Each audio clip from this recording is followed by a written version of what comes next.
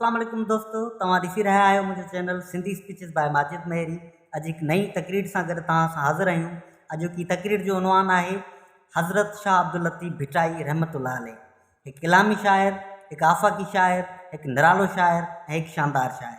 दोस्तों अचो त हिन तकरीर जी शुरूआत कयूं। मोहतरम उस्तादो, मोअज़्ज़िज़ महिमानो ऐं प्यारा हमसफ़र शागिर्द साथियो, अस्सलाम वालेकुम। अस्सलाम वालेकुम जनाब सदर। जीअं त अॼोकी हिन तकरीब में मुंहिंजी तकरीर जो रखियल उनवान आहे असांजो अज़ीम शाइर हज़रत शाह अब्दुल लतीफ़ भिटाई रहमतुल्लाह अलैह।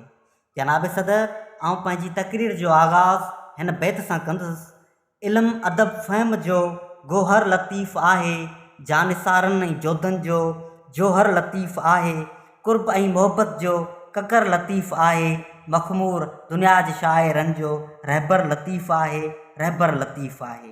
मकली ऐं मंछर कींझर लतीफ़ आहे, हिकु हंधि छा थरभर लतीफ़ आहे, तके तोरे न सघंदे कारूं झर लतीफ़ आहे, मखमूर दुनिया जे शाइरनि जो रहबर लतीफ़ आहे, रहबर लतीफ़ आहे।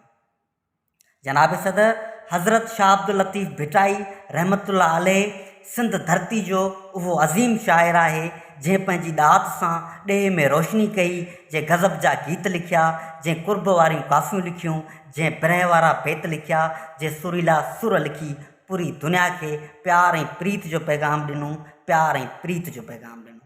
दोस्तों सदर, शाह साहिब जी शाइरी पढ़ी ॾिसंदासीं त भलारे भिटाई जे बेतनि में रुगो नसीहत जा नुक़्ता, हिदायत जा हीरा, प्यार जा पैगाम, अमन जा ऐलान ऐं सम्झ जा सबक़ समायल मिलंदा ऐं सम्झ जा सबक़ समायल मिलंदा। तंहिं करे हिकु शाइर संदसि शान में लिखियो आहे त लतीफ़ तुंहिंजे लखनि जा हीरा असांजे लेखण लुटण जा नाहिनि, ॾिना खज़ाना असांखे तोजे, खायूं खपायूं खुटण जा नाहिनि, खायूं खपायूं खुटण जा नाहिनि। जनाब सदर, हज़रत शाह अब्दुल लतीफ़ भिटाई मिटीअ जे ज़रे ज़रे खे ॻायो ऐं झुंगारियो आहे।